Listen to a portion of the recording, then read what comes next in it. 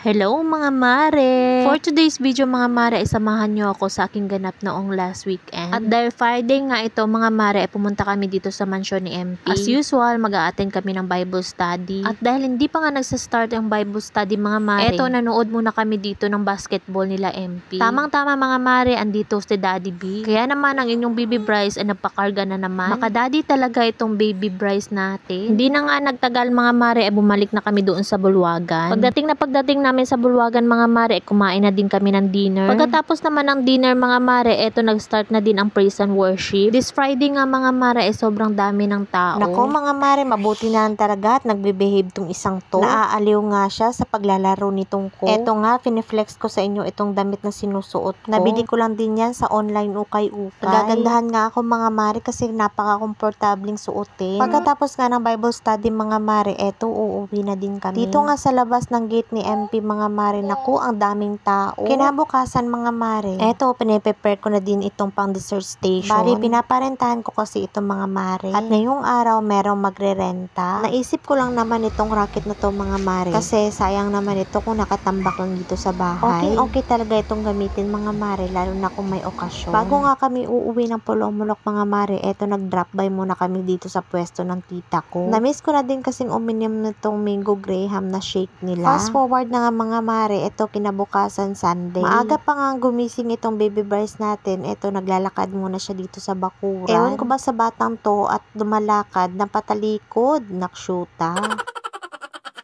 Dahil nagpe-prepare na nga kami ng breakfast mga mare, inutusan naman ako ng tita ko kumuha nitong alugbati. Bali, ilalagay kasi itong alugbati doon sa niluluto nilang pinakbit. Gustong gusto ko kasi lagyan ng alugbati ang pinakbit mga mare. Sa tita ko na may-ari nitong alugbati. Naku, alam mo na kung sino ang salarin.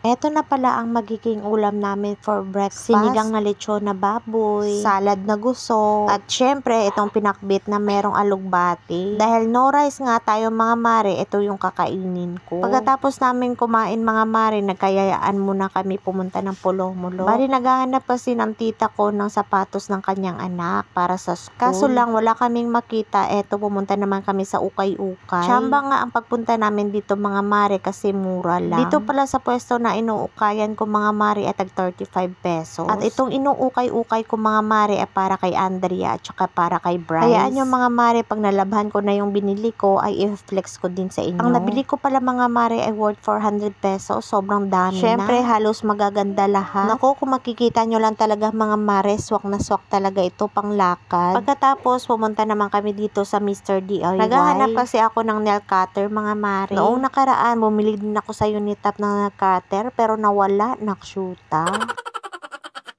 Oh, here. No. Di siya sina. Araya, tarak-tarak.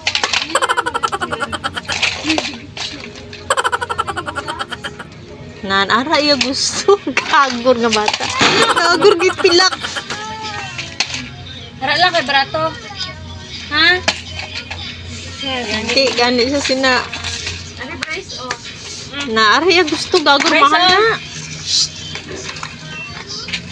Tara lang yun. Bryce, naara na niya. Na, hindi sa sina.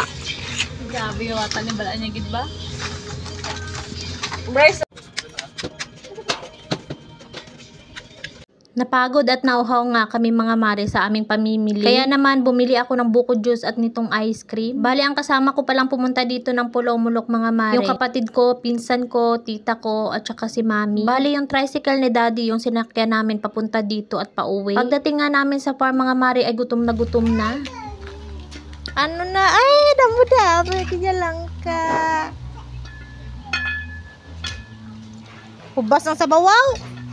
Pagkatapos nga namin kumain mga mare, eto pinatulog na rin ng tita ko dito si Bryce. At ako naman pumunta ako dun sa bahay ng tita ko. May order pa lang atsara sa aking tita mga mare. Kaya naman tinulungan ko lang ang tita ko sa pagkuskus. Sobrang dami pa naman ang kukuskusin na papaya mga mare. Tingnan nyo naman. So eto na pala ang finished product ng aming ginawang atsara. O diba sobrang dami ng aming ginawa. Ay bye, perfect talaga itong mga mare pang pares sa inasal na manok. Nag-live nga ako nung nakaraang Sunday mga mare na nagluluto ako nitong mini donut. Ito pala ang nagsilbing merienda namin. Abay napagod din ako sa pagkukuskus ng papaya. Dinamihan ko na nga ang pagluto ng mini donuts mga mare para hindi naman sila mabiting. Nilagyan ko na rin ng mini donuts sa Tupperware si mami para makakain din siya. O siya, hanggang dito na lang mga mare. Salamat!